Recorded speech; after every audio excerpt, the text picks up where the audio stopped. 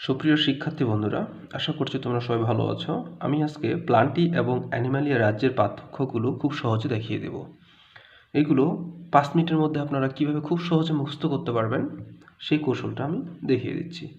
তো বেসিক যে পার্থক্যগুলো, প্রথম আমরা যদি আসি উদ্ভিদের ক্ষেত্রে কোষ প্রাচীর।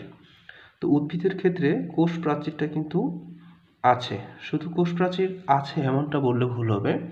এখানে একটি মৃত বা জড় কোষ প্রাচীর রয়েছে, আর প্রাণীর ক্ষেত্রে এই জড় কোষ প্রাচীর কিন্তু নেই। জড় কোষ প্রাচীরটা নেই এখানে। তাহলে প্রথম পার্থক্য আমরা মনে রাখবো কোষ প্রাচীর দিয়ে, যে প্লান্টি রাজ্যে অবশ্যই জড় কোষ প্রাচীর আছে আর অ্যানিমেলিয়া রাজ্যে জড় কোনো কোষ প্রাচীর নেই। দ্বিতীয় বৈশিষ্ট্য যেটা আছে সেটা হচ্ছে প্লাস্টিড। যেহেতু উদ্ভিদ সালোকসংশ্লেষণ প্রক্রিয়ায় খাদ্য প্রস্তুত করে, অতএব উদ্ভিদের মধ্যে প্লাস্টিড আছে, কারণ সালোকসংশ্লেষণের জন্য একমাত্র প্লাস্টিড দরকার। আর যেহেতু অ্যানিমেলিয়া রাজ্যের প্রাণীগুলো নিজের খাদ্য প্রস্তুত করতে পারে না, অতএব এখানে কোনো প্লাস্টিড নেই। তাহলে আমরা দুইটা বৈশিষ্ট্য শিখে ফেললাম। এরপরে কোষ গহ্বর। দেখা যাচ্ছে প্লান্টি রাজ্যের যে প্রাণীগুলো আছে এদের কোষ গহ্বরটা আকারে অনেক বড় এবং এটা দেখতে অনেকটা শিম বীজের মতো।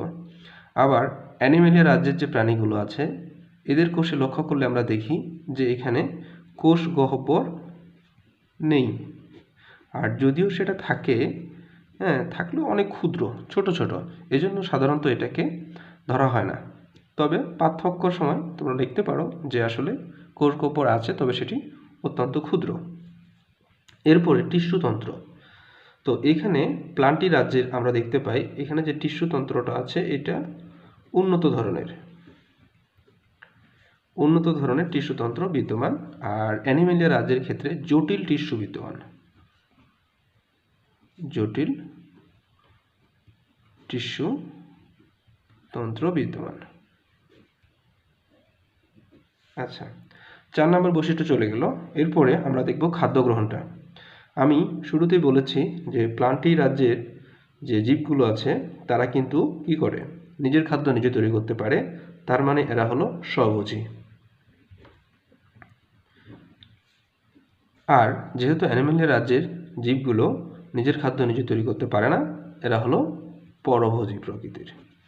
আমি বৈশিষ্ট্যগুলো বা পার্থক্যগুলো খুব শর্ট করে লিখতেছি, ছোট আকারে লিখতেছি, তোমরা এগুলো সুন্দর করে সাজিয়ে বড় আকারে লিখবে।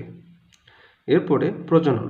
তো দেখা যায় যেটা প্লান্টি রাজ্যের প্রাণীদের ক্ষেত্রে এখানে যৌন এবং অযৌন দুটো প্রজননই দেখা যায় এখানে। আর যেটা অ্যানিমেলিয়া রাজ্যে শুধুমাত্র যৌন প্রজননটা দেখা যায়।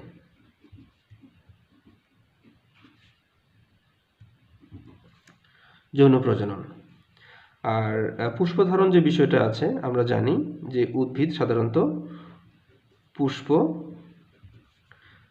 ধারণ করতে পারে,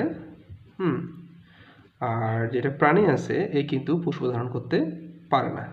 তাহলে আমরা লিখব এটা পুষ্পহীন।